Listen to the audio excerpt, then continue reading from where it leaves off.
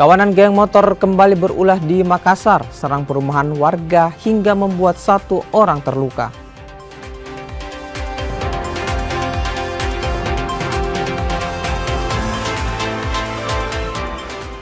Demi pastikan menu MBG aman dikonsumsi, guru di Makassar coba cicipi menu MBG untuk siswa.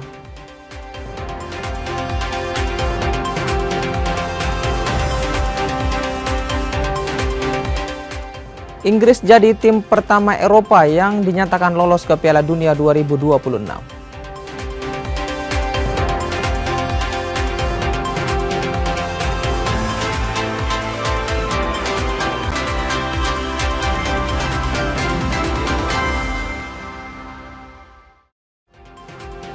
Halo, apa kabar Anda hari ini? Kompas Sulsel edisi 17 Oktober 2025 kembali menjumpai Anda. Selain 3 sorotan utama kami tadi, informasi lainnya juga akan kami hadirkan di Kompas Sulsel edisi kali ini.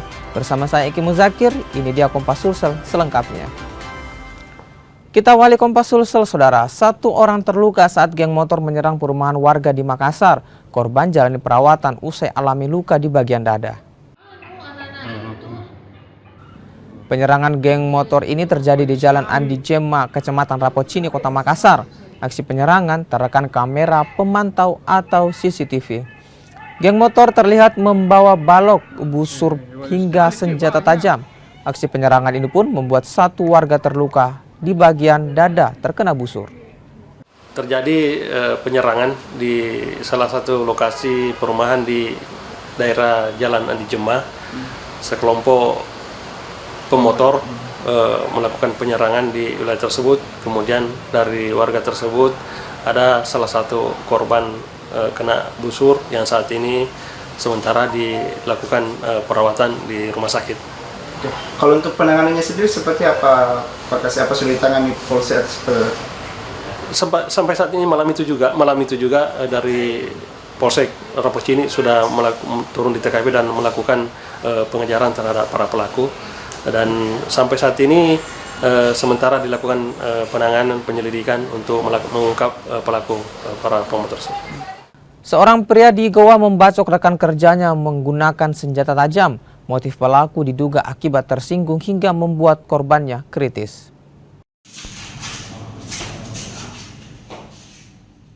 Haruna Daeng Kila harus jalani perawatan intensif di IGD RSUD Syekh Yusuf Kabupaten Goa, Sulawesi Selatan. Pria 59 tahun ini alami luka usai dibacok rekannya sendiri dengan senjata tajam. Kasus ini terjadi di sebuah pos ronda di Jalan Bate Salapang, Kelurahan Tamarunang, Kecamatan Somba Opu. Pelaku, Marsuki, yang menawarkan pekerjaan pada korban tersinggung dan langsung membacok korban yang saat itu tengah bermain kartu. Yang melakukan penganiayaan berat terhadap salah satu korban yang juga temannya sendiri. Berdasarkan hasil interogasi awal kami, itu motif awalnya itu diduga pelaku ini sakit hati dengan perkataan korban yang mengeluarkan kata-kata tidak senonoh sehingga pelaku langsung mengambil parang dan membacok korban. Saat ini pelaku diamankan di Polres Goa. Korban saat ini kondisinya dirawat di salah satu rumah sakit di Kabupaten Goa dan melakukan perawatan yang intensif. Pelaku ditangkap di rumahnya di Kelurahan Tamarunang, Somba Opu, Goa. Polisi juga menyita sebilah senjata tajam yang digunakan membacok korban sebagai barang bukti. Aziz Amin, Kompas TV Goa, Sulawesi Selatan. Mantan kepala desa di Kabupaten Seram bagian timur ditetapkan sebagai tersangka dalam kasus dugaan korupsi dana desa. Tim penyidik pidana khusus cabang Kejaksaan Negeri Seram bagian timur menetapkan mantan kepala desa Kota Siri berinisial ID sebagai tersangka. ID diduga korupsi dana desa tahun anggaran 2017 hingga 2020. Akibat korupsi tersebut, negara alami kerugian hingga 1,5 miliar rupiah.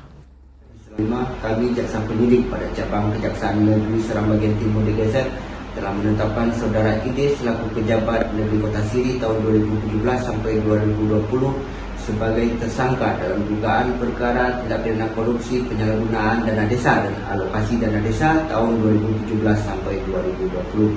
Terhadap tersangka telah disangkakan melanggar pasal 2 ayat 1 Dilihat pasal 3 Undang-Undang Tindak Pidana Korupsi, junto pasal 64 ayat 1 Kitab Undang-Undang Hukum Pidana.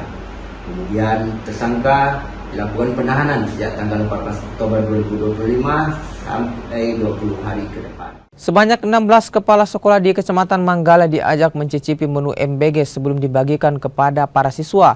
Mereka juga menyaksikan aktivitas di dalam dapur SPPG Manggala Bangkala 3. Ini dilakukan untuk memastikan makanan yang disajikan layak dan aman dikonsumsi. Memastikan keamanan menu MBG, para kepala sekolah diajak mencicipi 10 menu MBG yang berbeda. Tak hanya mencicipi menu MBG, 16 kepala sekolah ini juga diajak berkeliling dapur SPPG untuk melihat standar kebersihan, peralatan yang digunakan, serta tahapan penyajian makanan hingga proses distribusi. Saya puas ya. Pertama, kita sudah melihat seluruh area-area yang sangat vital dalam pengelolaan MBG. Ya. Semua kesimpulannya terpenuhi ya, standar SOP pelayanan gizi untuk anak kita, insya Allah. Pak, tadi kan sempat mencoba langsung seperti apa? Ya. Tadi coba Saya bahkan diskusi sama Kepsek yang lain. Kalau begini modelnya anak-anak senang. Ya, insya Allah senang. Ada Pak, tidak perlu ditambahkan dari menunya. Wah, kalau tanya tambah bisa-bisa menambah yang banyak deh. Kalau cukup untuk SD sudah bagus. Ya, alhamdulillah. Kegiatan ini digagas SPPG sebagai bentuk transparansi proses penyajian dan kualitas makanan yang disajikan ke peserta didik. Kita berkegiatan untuk perkenalan dapur kami atau SPPG kami bahwa menu yang kami sediakan seperti ini. Bahwa ini yang kami rencanakan 10 hari ke depan, 2 minggu jika kami sudah operasional. Yang datang melihat langsung proses MBG ini Untuk hari ini kami undang beberapa sekolah, termasuk sekolah Bangkala 3, Bangkala 2, Bangkala 1, SD Puri, dan TK-TK yang ada di sekitar SPPG kami. Tujuannya itu bahwa guru-guru dan kepala sekolah lebih meyakinkan kepada siswanya bahwa program ini sudah sesuai SOP atau standar yang diberikan oleh Badan Gizi Nasional. Kalau itu dari sekolah ini, berapa banyak siswa yang akan ditambah ini? Sejauh ini ada 16 sekolah, namun rencana jumlah totalnya itu kurang lebih 3.200. Kegiatan ini menjadi kerjasama SPPG dan pihak sekolah untuk menjaga mutu pangan dan kesehatan anak-anak. SPPG Manggala Bangkala 3 akan memenuhi kebutuhan 16 sekolah setingkat TK dan SD dengan jumlah siswa 3.200 orang. Rama Pratama, Kompas TV Makassar, Sulawesi Selatan. Kita ke Sulawesi Utara, saudara. Sebanyak 125 pasangan pengantin dari berbagai daerah di Sulawesi Utara ikut nikah massal. Wakil Gubernur Sulawesi Utara bahkan jadi saksi dalam nikah massal kali ini. 125 pasangan pengantin jalani pemberkatan nikah dan juga pencatatan sipil yang dipusatkan di Geraha Gubernuran Bumi Beringin, Kota Manado, Sulawesi Utara. Wakil Gubernur Sulawesi Utara Victor Mailangkai dan sejumlah bupati, wali kota yang hadir sekaligus jadi saksi pernikahan massal kali ini. Para peserta pun antusias mengikuti nikah massal. Apalagi mereka mendapat kemudahan saat proses pengurusan berkas mulai dari persiapan hingga pengurusan administrasi penerbitan kartu keluarga.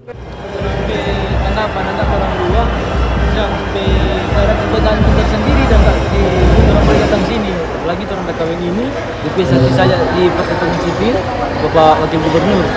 Itu orang belum. Kalau mau yang lain kan paling nggak dipisah sini cuma orang tua atau paling orang Bapak Wakil Gubernur langsung satu.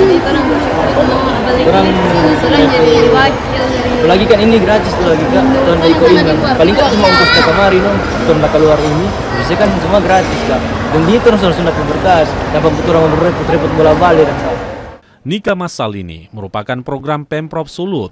Nikah massal ini diharapkan dapat memperkuat ketahanan keluarga dan mendukung program pembangunan kependudukan dan keluarga yang berkualitas.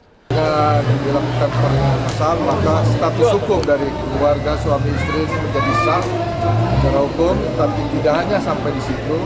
Ini merupakan momentum untuk mempererat tali kasih, tali saling mengasihi, saling mencintai antara suami istri dalam menjaga keutuhan keluarga yang baru disahkan secara hukum oleh negara. Tuhan memberkati keluarga yang baru disahkan ini, dan juga ada penyerahan penghargaan pelayanan yang baik tadi. Itu memotivasi kita untuk memberikan pelayanan yang prima bagi masyarakat, bagi rakyat, dan ada Bapak Gubernur menyerahkan, memberikan penghargaan bagi keluarga harmoni yang berkeluarga, yang membina keluarga selama minimal 50 tahun. Tadi ada beberapa keluarga, semoga ini menjadi teladan dan kekuatan bagi kita untuk motivasi. Selain nikah massal, Pemprov Sulut juga memberikan penghargaan pada keluarga harmonis yang membina rumah tangga hingga 50 tahun. Yanneke Mieke Singal, Kompas TV Manado, Sulawesi Utara. Masih dari Manado, kolam renang Rano Wangguna akhirnya dibersihkan usai viral, kondisinya yang memprihatinkan. Air kolam tidak pernah diganti meski sudah berusia 25 tahun. Kolam ini pun nyatanya masih digunakan untuk latihan para atlet. Ini adalah kolam Rano Wangun di Manado, Sulawesi Utara. Kolam ini seketika jadi bahan perbincangan setelah viral tak terurus. Air kolam tak pernah diganti sejak 25 tahun lalu. Fasilitas penunjang lainnya juga rusak tanpa perhatian. Setelah viral, Pemda pun akhirnya turun tangan. Kolam renang itu pun mulai dibersihkan. Tim dari Dinas Kehutanan, Satpol PP, dan BPBD Sulawesi Utara ikut lakukan pembersihan usai ada instruksi dari Gubernur Sulawesi Utara. Sarana dan prasarana olahraga milik pemerintah Provinsi Sulawesi Utara. Salah satunya adalah kolam renang Rano Wangun.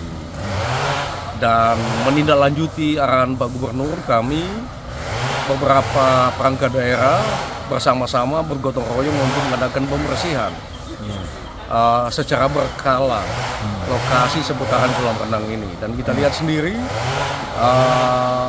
dengan koordinasi lintas sektor yang ada, dengan kolaborasi yang ada, secara perlahan-lahan kita bisa membenahi, menata dan membenahi kolam renang yang ada di seputaran KON ini.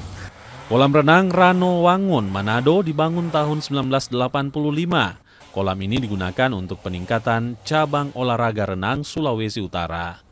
Aldi Pascual, Kompas TV Manado, Sulawesi Utara. Kompas Sulsel akan kembali dengan informasi lainnya selepas jeda. Di antaranya ada Inggris yang jadi tim Eropa pertama yang lolos ke Piala Dunia 2026. Kompas Sulsel segera kembali.